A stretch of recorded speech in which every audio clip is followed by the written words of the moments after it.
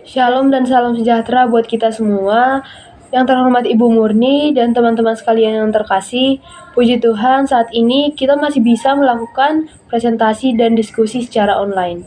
Kami dari kelompok 3 akan mempresentasikan tentang pacaran menurut etika Kristen. Sebelumnya, izinkan kami memperkenalkan diri terlebih dahulu. Perkenalkan, nama saya Devi Tribuaton dari Fakultas Ilmu Komputer, Prodi Informatika dengan NIM 232410103026.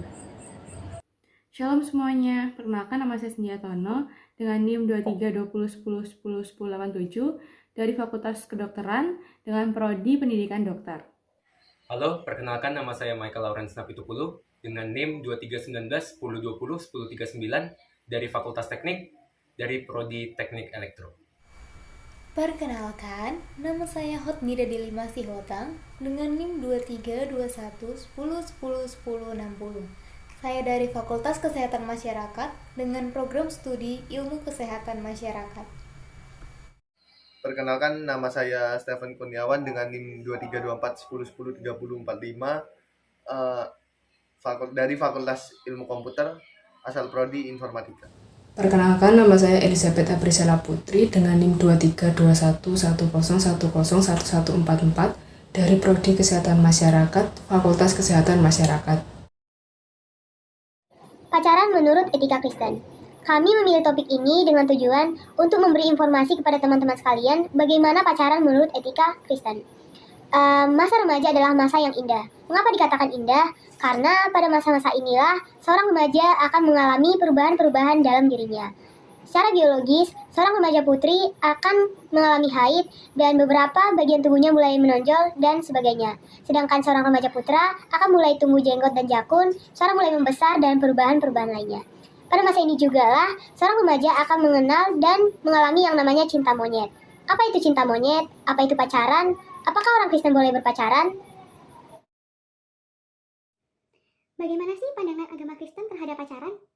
Pandangan agama Kristen terhadap pacaran itu sudah ada sejak zaman dahulu kala. Hubungan antara pria dan wanita itu sudah ada sejak zaman dahulu kala. Di mana pada saat itu Tuhan menciptakan Hawa sebagai penolong untuk Adam. Seperti yang dikutip dalam Kejadian 2 ayat yang ke-18 itu berkata, "Tidak baik bahwa manusia itu seorang diri saja, maka aku akan menciptakan seseorang yang sepadan dengan dia." Yaitu, pada saat itu Tuhan menciptakan Hawa untuk menjadi penolong bagi Adam. Hal inilah yang mendasari pacaran dalam agama Kristen, di mana pacaran dalam agama Kristen itu bukan hanya untuk bersenang-senang ataupun bermain-main saja. Tetapi, pacaran dalam agama Kristen itu bertujuan untuk menuju jenjang yang lebih serius, yaitu adalah menikah. Di mana seperti kalian ketahui, bahwa menikah di agama Kristen itu bersifat monogami atau sekali seumur hidup.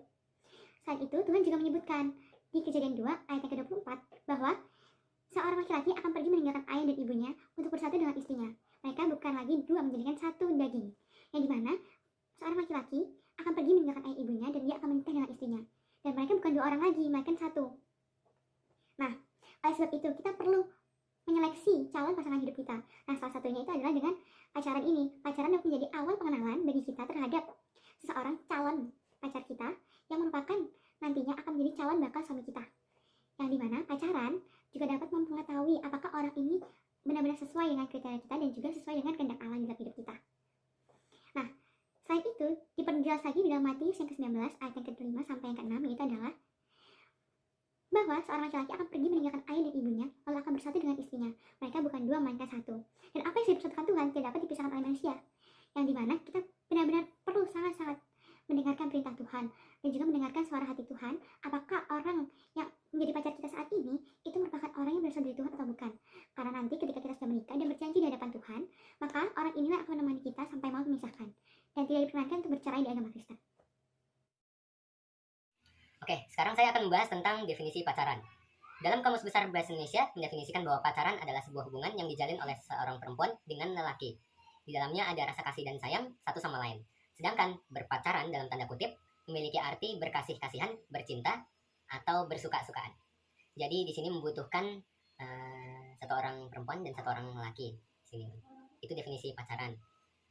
Kalau untuk berangkat dari definisi istilah tersebut, pacaran selalu dikaitkan dengan hal-hal yang bisa membangkitkan hawa nafsu seperti berciuman, berpelukan, atau bermesra-mesraan. Oleh karena itu, Alkitab telah mengingatkan bahwa tubuh adalah bait Roh Kudus, sehingga remaja Kristiani harus menjaga kekudusan hidup, melakukan apa yang benar dan mulia, dan memikirkan hal-hal yang bijak. tentunya memikirkan hal-hal yang baik. Baik, di sini saya akan mempresentasikan mengenai prinsip-prinsip pacaran dalam Kristen. Di dalam Kristen, prinsip-prinsip pacaran ini berpatokan kepada Alkitab, di mana Alkitab itu digunakan sebagai bentuk agar membimbing kita ke dalam hubungan yang baik. Nah, beberapa prinsip-prinsip pacaran menurut pandangan Kristen, yaitu yang pertama, tujuan pacaran. Kita sebagai orang Kristen meyakini bahwa hubungan pacaran itu bukanlah hubungan yang hanya untuk dilakukan bersenang-senang, melainkan pacaran itu sendiri adalah antara seorang wanita dengan seorang pria yang menjalin hubungan untuk melakukan hubungan ini ke jenjang yang lebih serius, yaitu pernikahan. Nah, yang kedua itu adalah kesucian dan kehormatan. Orang Kristen dalam konsep kesucian dan kehormatan ini merupakan kewajiban semua orang Kristen. Karena apa? Karena di dalam Alkitab terdapat tubuh kita adalah bait Allah. Nah, di mana tubuh kita ini adalah suci dan kudus. Itulah sebabnya kita sebagai orang Kristen harus menjaga kekudusan itu. Dengan cara apa? Dengan cara melakukan apa yang baik dan yang mulia, dan memikirkan hal-hal yang positif untuk diri kita sendiri. Jadi saya akan menjelaskan pacaran menurut Alkitab. Sepanjang Alkitab, mulai dari kitab Kejadian sampai kitab Wahyu, tidak pernah dijelaskan arti kata pacaran. Walaupun beberapa orang menyebut bahwa pacaran adalah sebuah proses sebelum ke jenjang yang lebih serius atau pernikahan, faktanya Alkitab tidak pernah menjelaskan tentang kata pacaran ini. Namun Alkitab menuliskan sebuah ulasan indah tentang persahabatan. Dalam persahabatan kita bisa mengasihi dan bisa juga bersahabat dengan seorang pria atau wanita. Tidak jarang dan dari persahabatan tersebut muncullah rasa tertarik dan menyayangi sahabat dengan lawan jenis. Yang ketiga adalah terbuka kepada orang tua. Keterbukaan kepada orang tua juga menjadi hal yang penting dalam berpacaran, karena dari situ kita dapat meminta saran dari orang tua, meminta masukan dari orang tua, dan juga meminta izin apakah kita sudah diperbolehkan untuk berpacaran. Karena ada beberapa orang tua yang belum mengizinkan anak mereka untuk berpacaran hingga usia tertentu. Yang keempat adalah kepedulian terhadap kesejahteraan rohani. Kita sebagai orang Kristen wajib untuk menjaga kesejahteraan rohani kita maupun pasangan kita.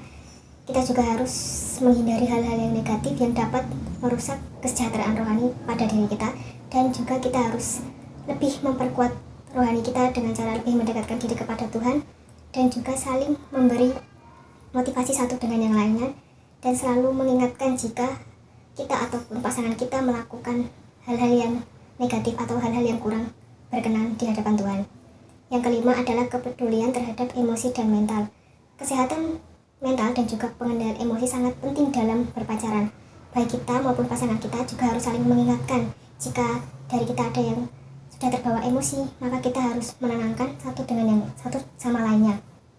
Dan juga jika dari kita ada yang sedang bersedih, sedang memiliki masalah, kita harus bisa memotivasi dan juga memberikan semangat agar kesehatan mental dan juga pengendalian emosi kita dapat kita atasi. Dan tentu saja hal tersebut akan membuat mental kita sehat dan juga dapat membuat emosi kita lebih stabil lagi.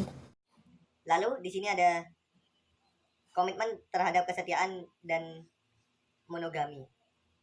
Setiap komitmen sangat penting dalam pandangan Kristen tentang pacaran. Kita diwajibkan untuk selalu setia terhadap orang yang telah kita pilih, dan jangan sesekali mempermainkan hubungan yang telah kita bentuk. Pernikahan dianggap sebagai ikatan yang tidak dapat diputuskan, dan pacaran harus mencerminkan nilai-nilai ini. Sekian, terima kasih. Kesimpulannya, berpacaran dalam agama Kristen tujuannya adalah untuk menikah, di mana kita harus mencari seseorang yang benar-benar sesuai dengan kehendak Allah. Karena pernikahan dalam agama Kristen hanya terjadi sekali seumur hidup.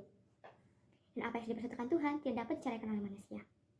Itulah pentingnya pada saat pacaran kita mengetahui seluk-beluk calon pasangan kita. Dan tentu saja berpacaran dalam agama Kristen harus sesuai dengan prinsip-prinsip yang ada, yaitu prinsip-prinsip sesuai yang ada di Alkitab, sehingga pacaran itu dapat dikatakan menjadi pacaran yang kudus. Bagaimanakah tanggapan kalian mengenai video kami? Dan juga bagaimanakah tanggapan kalian mengenai pacaran dalam agama Kristen? Apakah selama ini gaya berpacaran kalian sudah sesuai dengan gaya berpacaran dalam prinsip-prinsip agama Kristen? Jika kalian mempunyai kritik, saran, maupun pertanyaan, kalian bisa mengetiknya di kolom komentar, dan kami akan menjawabnya. Terima kasih sudah menyaksikan video kami pada hari ini. Shalom.